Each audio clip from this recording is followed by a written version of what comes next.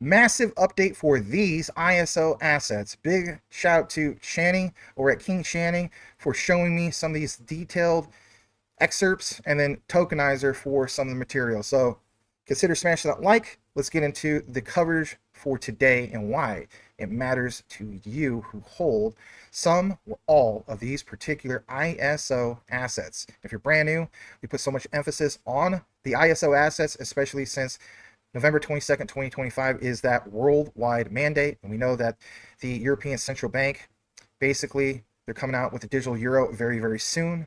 We know that we have Quant's role in that, Ripple's role in that, HBAR's role in that, and even some others. After these messages, we'll be right back. I have many friends that are earning every single day trading futures on BTCC. It's a simple process, and even if you don't want to learn how to trade, you could follow a trader on the site and let him do the trading for you. And again, I'm not trying to have any of you guys use your hard-earned money to lose anything. You don't know what you're doing? Don't jump into this, but there is money to be made, and don't use your nest egg for leverage trading. Use a separate portfolio. But I suggest learn how to trade. Earn you some extra money on BTCC. It's easy. You don't have to KYC, and you don't have to use a virtual private network VPN. This is a wonderful site. They've been around since 2011. Give them a shot. Also, when you earn that extra money, you can store that on your Decent wallet. The Decent wallet was not affected by the XRPL debacle, where the backdoor of many wallets was open and there was a breach. So Decent wallet was not affected by that. Decent wallet is as safe as you keep your seed phrase. It's a wonderful product, and you can get the discount by using the link. It's the only way to get the affiliate discount, and that is to use an affiliate link. So that link is popping up on the upper right side of your screen, and it is the one that you will use. You will also get free shipping. Pick you up a Decent wallet today. Secure your assets. If you don't have them stored in a wallet and sitting on an exchange, then you're at risk. So pick you one up today. Thank you. So let's jump into it. First thing is basically right here from Ownera, and this is discovery, of course, that was unveiled from Tokenizer or on his platform. So let's jump into it. For one, we see here Ownera. We'll get into who they are in a bit. Ownera had this posting, and you see here working group and sandbox participants. This is massive, massive news. This is a huge discovery. You see some of the participants include Archax, Barclays, BlackRock, Citi, Euroclear, EY, Finality, which by the way also collaborated with BlackRock, and obviously the Quant network. And we'll cite that here in a bit. You see Franklin Templeton. We know their role, especially with obviously Stellar. You see IO Builders. You see Lloyds. You see London Stock Exchange Group, Quant Network. There's R3 right below them. Then you also see State Street, Taurus, and for those layer ones, you see Besu. And we also know that Quant Network has Hyperledger Besu and Hyperledger Fabric that was integrated back a couple years ago with Quant Overledger 2.0 update. You see obviously Ethereum, Hedera, Polygon, and Stellar. Getting further into this, who is Ownera? Ownera points out the whole thing of scaling your digital finance strategy. Join an application layer network of major financial institutions trading billions through multi-chain cross-market super apps. Now, this part about super apps, we'll come full circle on this here in a bit, but they do 5 billion plus monthly trading volume. They have 1 billion, which is the largest transaction, 18 total super apps, and 50 plus partners. And watch this, take you further into it. This topic of super apps, literally in their title of Ownera, says the super apps. And if anything, their logo looks a lot like Anchorage Digital in a way. But again, it kind of looks like a Windows logo raised up. You ever find common ground with all this? Logos do have meaning. Shout out to Rue Black with some of the symbolism stuff. But the store where regulated financial firms discover, deploy, manage, and scale their full suite, multi-chain, cross-market digital financial platforms, it matters. And again, as you see here, 11 in production, 3 in the sandbox. Okay, this area is very crucial for you guys to understand this. So for one, I did want to point out some key areas here. So I decided just to do the one for payments. They have a lot of other categories like collateral, issuer tools, market infrastructure, lending, system apps, dev tools, and so on. But for the purposes of this example, I wanted to point out this area for payments. It says here they have this thing for solutions for cash movement, payment rails, settlement flows such as DVP, which is delivery versus payment, and PVP, which is basically payment versus payment, right? and real-time transfers. But look at the emphasis they have on ISO 222 compatibility connector. And we'll get into that here in a bit from Tokenizer and why this is so important. It says enable fin P2P flows to connect with platforms using ISO 222, the global financial messaging standard adopted by Swift. The other day, I've been putting a lot of emphasis on Swift, and obviously I have been on ISO 222, but again, orchestrating. Who would orchestrate this? Well, it's my belief it's the Quant network. It says here, ISO 222 messaging for payment asset transfers and settlements combined with fin peer-to-peer flows for pre-trade and digital asset processes, including issuance, transfer, and cross-chain settlements, DVP, DVD, PVP. Now, if you think about that, what is Quant's product literally called? One of many, right? It's called Quant Flow, and that's also important. PayScript is also important. It complements, right, when it comes to Swift and their messaging. Okay, so that is important. And of course, what it says here with connecting. There's partners, JPMorgan. I did a outline the other day about JPMorgan, but as I pull up more about this, I want you guys to understand there's some significance about this. So for one, let's take you over to a little bit more of the significance, and here's why. So for one, you see here the whole idea of, like I mentioned before, super apps. All right. Well, many people clip this, not just Greg Lunt, but shout out to Greg Lunt. Gilbert is speaking. Q&T multi-dapps explained. That's what MDapps stands for. And then look at this quotation. Think of payment application or existing DApp and wrap it with Overledger so you upgrade the capabilities of that DApp and you natively make it multi-DLT. Or in this case, back to what? Ownera, some of these super apps. Okay? So I'm going to play this.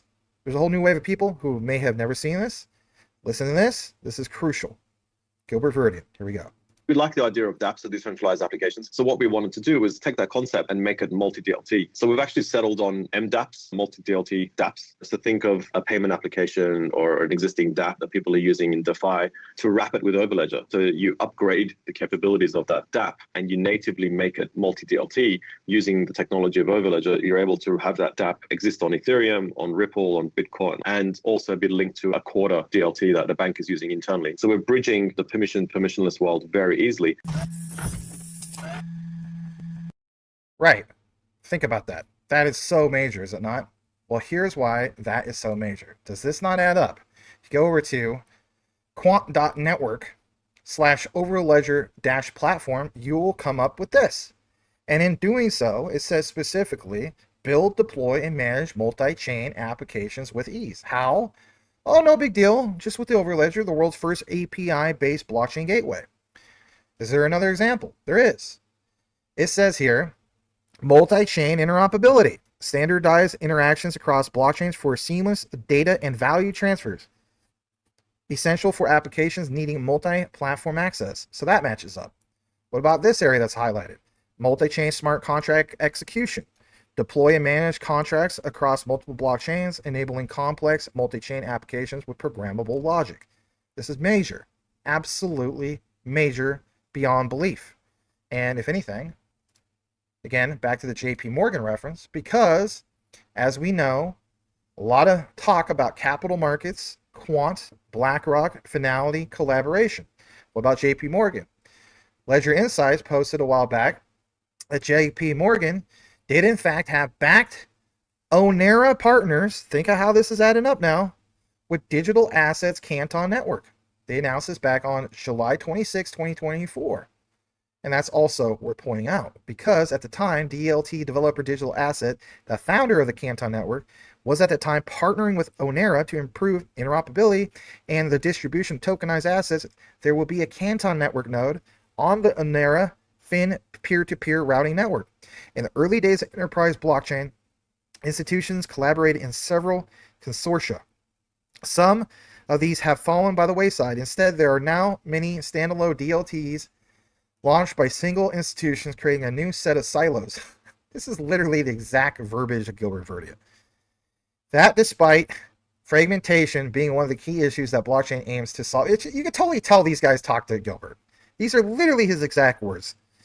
The Canton Network is one effort to address this, enabling interoperability between networks that adopted digital assets Canton technology. Some applications using Canton include Broadridge's DLR repo and DLTs of big banks such as Goldman Sachs, GSDAP, HSBC's Orion, and the tokenization platform from BNB Paribas. Now, here's your aha moment.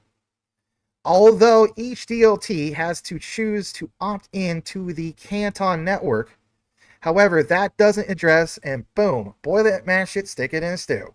That does not address interconnectivity with other blockchain technologies. Again, doesn't address it. Quant network does what? It addresses it. Do you not see how this adds up? It definitely adds up. All right. Another great discovery from Tokenizer. Literally give him a follow. He's got great coverage, and he already has a big following, but you could always use more. Could be followed over at Tokenizer. All right. All right. So what does he have? Well, he says, could say this officially closes the loop. I would agree. And we'll get more into this. QNT HBAR no longer just ties, now officially documented. And literally that thing that screenshot I just shared with you. Because when we go below that one, here's some of your aha moment. The ties between QNT and HBAR have been building for years now. I've covered this numerous times. Channing over at King Channing, your go-to source for consistent QNT, almost daily content and some HBAR. King Channing has pointed out that we have been building for years. So QNT and HBAR, while no official partnership, the ties are definitely evident. Let's pound it home some more. From government entities like Gov UK and Monetary Authority Singapore to private sector giants like IBM, Accenture, and Lloyds. Let's dive deeper into each connection. Well, that's what we do over here at Maximus Crypto, baby. Let's go. Accenture, Hedera, MTech, and EQTY Labs collaborate with Accenture. Quant collaborated with CBDCs like Digital Pound Foundation. IBM, Hedera, IBM DICE on Hedera plus Government Council. Quant, IBM helped build out the SATP white paper.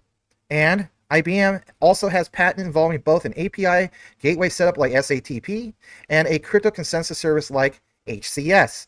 And I point this out, so has Channing numerous times. And I think even, I want to say maybe Jesse of Apex Insights, give or take. Don't quote me on that. Paulo Tasca, Hedera, co-chair of HBAR Treasury until December 2024. That's true. Quant was initially a co-founder plus current TC307 committee. Look at this. Government of UK. Hedera, Neuron, Times, UKCAA, working contract. Quant had overledger on UK government site plus Gilbert Verdian's ties. True. Lloyds Bank, Hedera, use ABRD and MMF on Hedera for FX. Quant tested in UK Regulated Liability Network, the RLN, orchestrated by Quant. All right, more receipts. Monetary Authority of Singapore, Hedera had the AUDD on Hedera for MAS X border trials. Quant had Project Ubin, which uses SATP API architecture. I remember doing those collaborations again with King Channing. We were on a live show for 8 hours, I think it was, and we just covered all that stuff. And let's not forget, with the most recent Overledger Fusion update, Hedera was one of 2 chains alongside Sui that already has had connections, I should say, or connectors built and ready. Some of you guys call it Sui, some guys call it Sui, tomato. And what's the cherry on top? What rises to the top? You better get your QNT instead just of a Ripple drop. I will stop rapping, I swear. It's no coincidence that both Quant and Hedera were 2 of the 4 DLTs listed and Discover members at Cybos either. But as we've seen, it goes much deeper. I don't mean that's a lot verbatim, but this is so great. Like, this is straight alpha from Tokenizer. It goes much deeper than just the financial sector, but also into tech giants, consultancy leaders, government entities, standards, and more. The world of enterprise and corporations with their cooperations. Excuse me. I've read a ton of material this week, right? All see the line meant here, okay? As you guys probably know, Quant and Hedera are 2 of the DLTs that I see some of the most long-term enterprise and institutional scale use with. Well, maybe Tokenizer and Channing are in alignment with that, because Channing has Quant number 1 and Hedera at number 2. I don't have Hedera at number 2. I have Quant and XRP at number 1, but it's okay. But it's interesting to see that. From all we see, they built toward the same path. All right, let's blow this up. This is good. Let's pull this up on the other screen. Love these little mind maps, if you will. So for one, you see in the middle, Quant and Hedera, and like you see here, Accenture, Monetary Authority Singapore, IBM, Paulo Tasca, Government UK. We already read all these, so don't need to do it again. But so important to share that, right? All right, this other area from, I believe, YouTube. And like it says here, deep dive into Quant Oracle. We already done that. Hedera with NVIDIA and Intel. Already done that. I believe Intel is part of the governing council over at Hedera. Again, real world adoption, and that's awesome to see that specifically. Jumping more into this, here's another key one from Tokenizer. No laws force you to use HTTPS on your website. But if you don't, good luck getting taken seriously by users and browsers. And this is why we put so much emphasis on the ones that are ISO 222 compliant, and even the ones that are tied to this standard from Quant Network, which is ISO TC 307. Because no laws will force you to build on ISO TC 307 or SATP. But if you don't, think about this, if you don't, good luck being taken seriously by institutions and enterprises adopting distributed ledger technology. And as we blow this up, what do you specifically see here? Quant at the very top middle. You have the Internet Engineering Task Force, and if you're new, if you were like, I don't know what this means, they are the pioneers of the internet protocols, moving into the next era of the internet, aka Web 3. We're at roughly 2.6, 2.7 right now. These are big deals. So again, secure asset transfer protocol, and right below that, part of that mix is IBM, Oracle, Intel, MIT, which we know Thomas Harjano and the collaboration with MIT and who? The IETF and the Quant Network. We have Visa there. Then we have ISO with TC 307, the Quant Network standard. You have GBBC, which I'm going to uncover a little bit more about that here soon. You have the ECB. Actually, I believe that's just the European Union symbol. Excuse me. Then you have the Swift logo, and then you have LackChain. Again, big shout out to Channing with his recent coverage, I think a week or two, about LackChain. Now, as I blow this up for you guys, I want you guys to see another example. We have DLT standardization by ISO TC 307 here, whether you like it or not. The orchestrator behind it since day one has been Quant's CEO, Gilbert Verdian.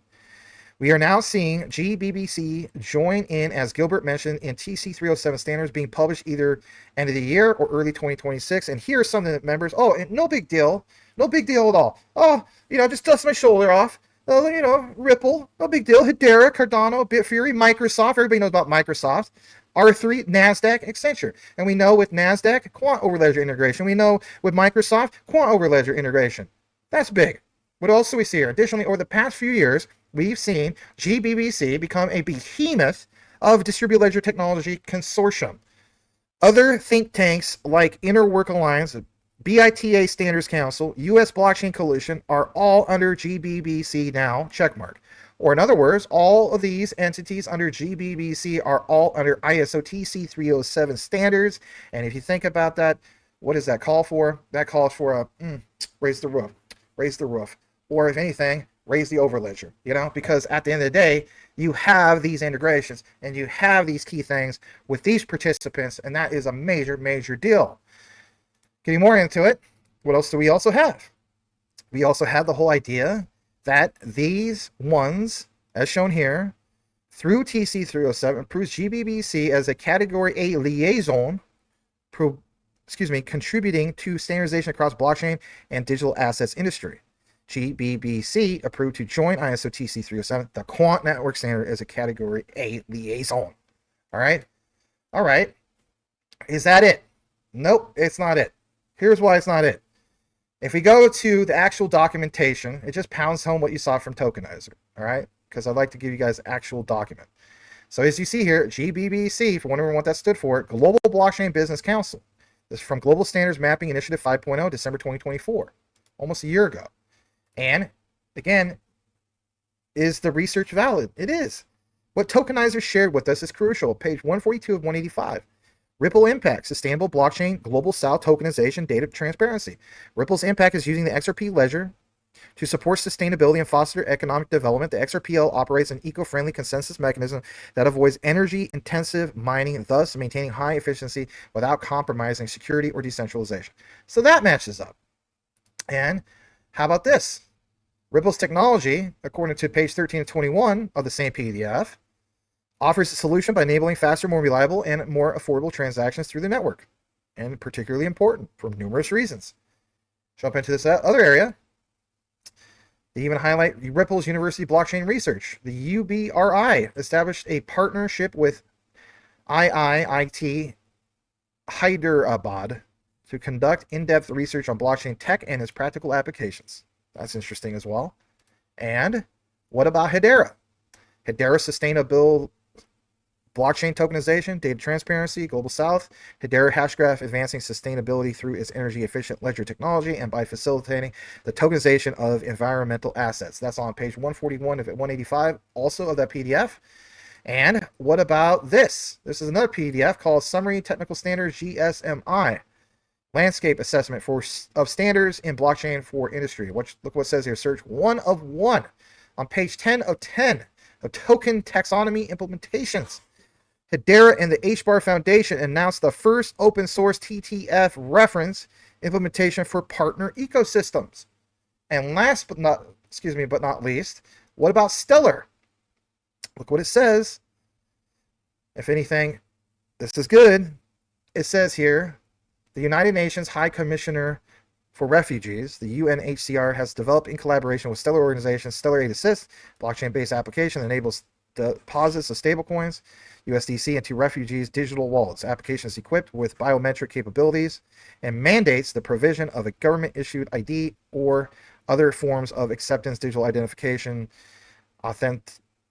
authenticity of the beneficiary. I said that's good. Some of that stuff seems kind of doom and gloom. But above it, remember how we cited Ripple and also Stellar with the World Bank as, quote, global stablecoins? They even mention World Bank.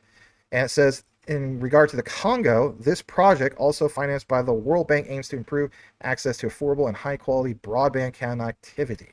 So you have a real example of how all this came together. I do feel as though this is a big deal, and I'm glad to share it with you guys because it uncovers a whole other spectrum that a lot of people just thought was just that, speculation. And now we see what was uncovered. So this is a massive discovery for these ISO assets. Hey, if you listen to the entire outline, can you do me a solid and simply type in this keyword into the comments? And that is massive. And I'll know that you listened to the entire outline.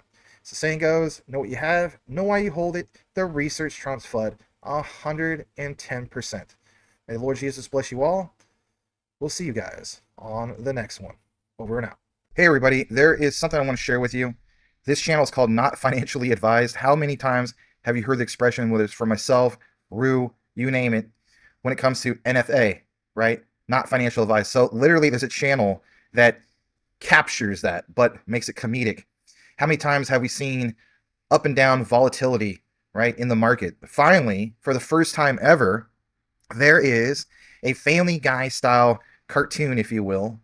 We're talking top tier. Look at the animation on this. I'll play a preview where you can watch a show come together as not just a utility community, but memes, you name it, and it encapsulates the whole market of what's going on, literally as it's going on. I think this is really cool. So their first episode's coming out pretty soon, and I'm really looking forward to it. I like this. I've never seen this before. So some of you guys, let's face it, you can get kind of emotional when it comes to this stuff.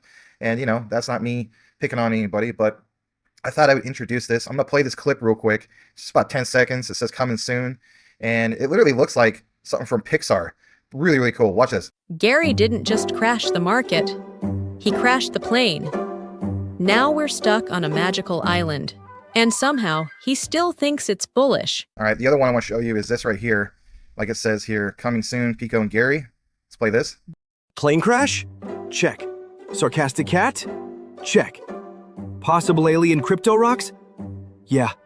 This is gonna moon or kill me. Yeah, stuck on a magical island. So it's called basically episode 1, The Crash. Looking forward to it. Apparently this is going to be coming out really soon. Give these guys a follow. If you're wondering what the channel is, it's literally called Not Financially Advised. What a great name. And looking forward to these episodes, whether the market's up and down. I think this is super cool. I've been wanting this for years. And I think some of you guys also like to see something like this too, other than just going to Bearable Guy and some of these other ones, which those are great. But this is also really, really cool. It's a Family Guy style show. So there you have it. Rue was really excited about this as well. And we both thought we'd introduce it to you. So help them get a bigger following. They definitely deserve it.